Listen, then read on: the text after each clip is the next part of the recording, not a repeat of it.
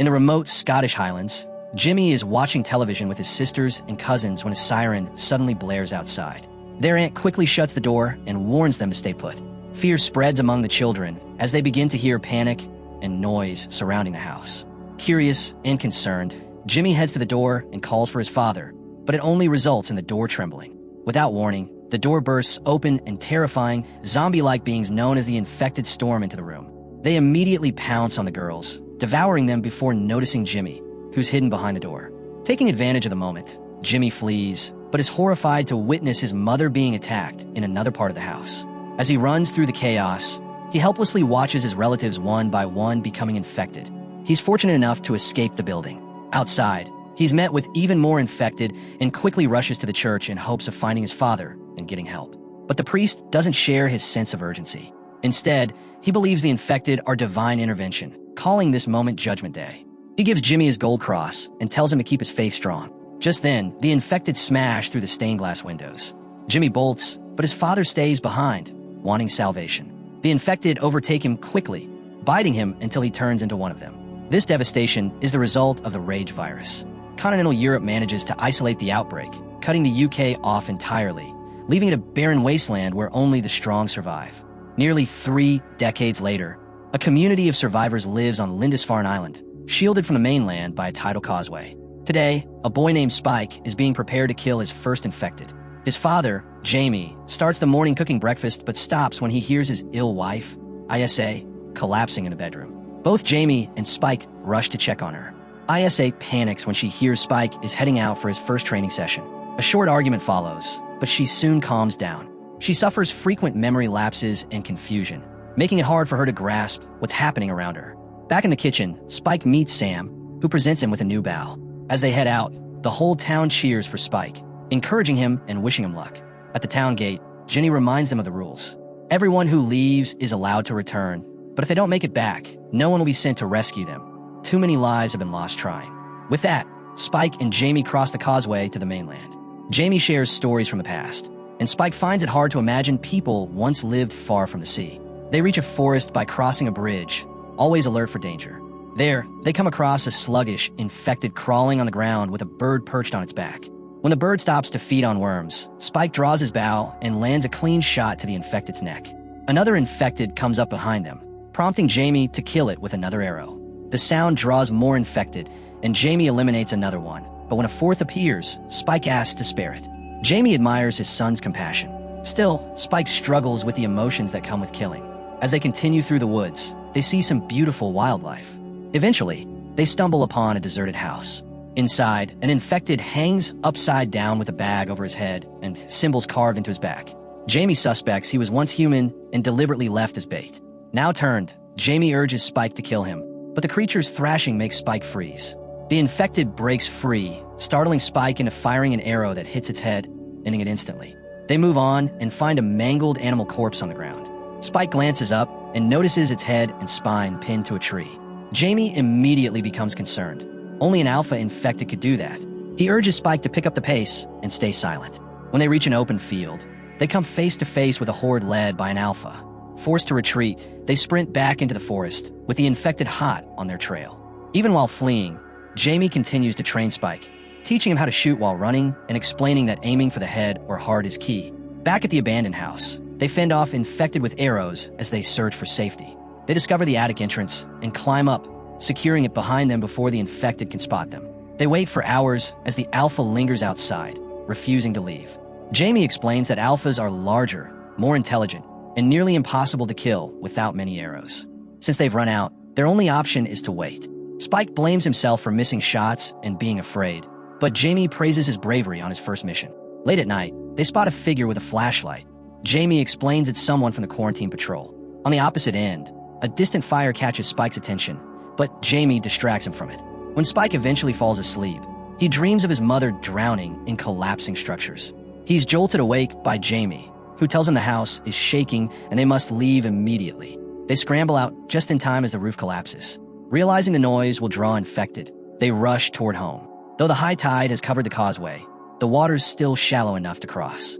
Suddenly, birds fly overhead, and the alpha appears on the path behind them. Spike slips several times, but Jamie quickly helps him up and together they race back to land. Jamie then whistles and yells for help. Guards at the gate switch on lights and start firing arrows at the Alpha to knock it down. When that doesn't stop it, they shoot a flaming arrow, which finally brings the beast down. Jamie drags Spike toward the gate, but Ginny hesitates briefly to confirm they're not infected. Once she's sure, she opens the gate and lets them in. Later, during a community celebration, everyone cheers Spike's safe return and first confirmed kill. Jamie proudly recounts the events, but Spike looks unsettled, uncomfortable with how much joy they're taking in all the violence. The crowd hoists Spike up on a chair, cheering as he finally gets a drink. But soon, it all becomes too much, and he dashes outside to throw up. That's when he spots Jamie sneaking around with a woman who isn't his mother. Horrified, Spike realizes his dad is cheating. He heads back home, where Sam is sitting near Isla, who's fast asleep. Spike tells Sam what happened and asks about the strange fire he saw. Sam believes it was Kelson's doing and says Jamie won't speak about him, though he doesn't offer more details. The next day, Isla wakes up groggy and in pain, asking for medicine. Spike is unsure where to find any. When Jamie returns, Spike avoids eye contact and walks out of the room. A little while later, he musters the courage to ask Jamie why Kelson hasn't checked on Isla. Jamie says Kelson lost his mind years ago and recounts what happened the last time they visited him, 15 years back. Jamie had joined a team of foragers who stumbled upon thousands of corpses arranged in lines around a large bonfire. Kelson appeared, dragging more bodies toward the flames, and even waved at them. Terrified, the group ran. Spike insists Isla needs medical help and confronts Jamie about the woman he saw him with. In a burst of emotion, Jamie slaps him. Jamie instantly regrets it, but Spike bolts upstairs to be with his mother. When Jamie follows, Spike pulls a knife and tells him to stay away. Jamie quickly disarms him, but chooses not to escalate things further. He hands the knife back and walks away. Not long after, Spike sets a barn ablaze. He rushes to alert the town guards, saying they'll need everyone to help stop the fire. Once they leave, he sneaks Isla out of the house. Together, they slip through the gate and begin crossing the causeway to the mainland. Isla panics when she realizes what's happening and repeatedly calls out for Jamie and her dad. Spike tries to soothe her, saying a doctor will make her better. After a full day's walk, they come across an abandoned building to sleep in. Isla grows restless while on watch and wakes Spike to reminisce about life before the outbreak, mentioning how much he reminds her of her father. As the conversation goes on, Isla starts calling Spike Dad. He gently tells her to rest while he stands guard, but exhaustion overcomes him and he dozes off, allowing an infected to creep in. The creature starts chewing on his shoelaces but spits them out, confused. It moves toward Spike's face and prepares to bite, until someone yanks it back. Spike jolts awake, convinced he was dreaming, but the infected's body lies nearby. Isla claims she's unsure what happened. However, a flashback shows she killed it by smashing its head into a statue. Elsewhere, a squad of soldiers is being pursued by a swarm of infected.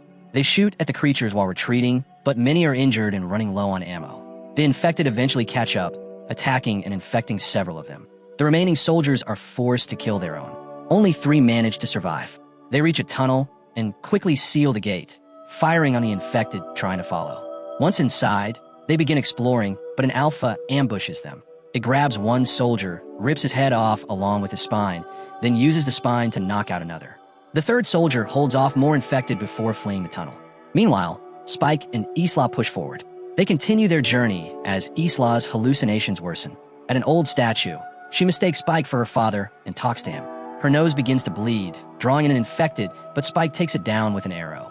Some blood splatters onto Isla's forehead, and Spike urgently wipes it away before she touches it. Soon, more infected appear and they take off running. Spike fires arrows at anything that gets too close. Eventually, they find a gas station and force their way inside, though the air is thick with fumes, making it difficult to breathe. The infected follow them in, and they're forced to flee deeper inside. Spike hurls objects to slow them down, but the creatures surround them at a dead end. Just then, a ceiling hatch swings open. Soldier Eric is there, urging them to hide. He opens fire on the infected, and when bullets hit the fumes, it triggers a massive explosion. Flames engulf the creatures as they desperately attempt to flee, only to collapse and die before making it out. Isla and Spike remain hidden, escaping harm. When there's finally an opening, they exit the building. Isla vomits and clutches her head from the pain, while Eric approaches them, panicked and seeking direction. He becomes frustrated when Spike offers no answers. Eventually, Eric decides to join them and even offers to carry Isla as they continue their journey. After several hours, they pause to rest and snack on some apples. Eric checks his phone, but there's no signal and the battery is nearly drained. Spike, unfamiliar with phones, watches as Eric explains how it works and shows him a photo of his girlfriend. Since Spike has never encountered plastic surgery before, he thinks the woman looks strange. Right then, the phone battery dies and Eric tosses it aside in frustration. The group resumes walking, but Isla wanders off after hearing a noise, leaving the others behind. She tracks the sound to a deserted train overrun by rats, and inside, she finds an infected pregnant woman. At first, the infected woman lashes out, but Isla stays calm, showing she means no harm and helps deliver the baby. When the boys catch up, Isla instructs Spike to cut the umbilical cord and uses water to clean the newborn. Suddenly, the infected woman growls and lunges forward, prompting Eric to shoot her instantly. Eric insists on killing the baby too, but Isla and Spike, having examined the child, believe it's human. As Eric prepares to fire, an infected arm bursts through the ceiling, pulling him upward. The infected drops in, revealing himself as an alpha who possesses Eric's head. Furious at seeing the dead woman, he begins chasing the group. While fleeing, Spike fires arrows. Though they barely injure the alpha, they slow him down. Isla, Spike, and the baby make it off the train, and the alpha follows, still in pursuit. Fortunately, Dr. Kelson arrives and takes him down with a sedative dart. Kelson then introduces himself and explains that he covers himself in iodine to prevent infection. He takes Eric's head, refers to the alpha as Samson, and says he survived in this area for 3 years by keeping his distance. Spike asks if Kelson can help his mother, and Kelson agrees to lead them to his bone temple, a shrine he built to honor the dead. Thousands of bones form pillars, and skulls are stacked into a towering monument. Kelson uses bones from both humans and infected, believing they share a deep connection. He throws Eric's head into the fire, and once the flesh is gone, he washes the skull and tells Spike to place it on the tower. After hearing about the baby's birth, Kelson concludes the placenta shielded her from the virus. He runs medical tests on Isla and discovers she has late-stage cancer. As Isla weeps, Spike becomes frantic, not understanding that there's no medicine to save her.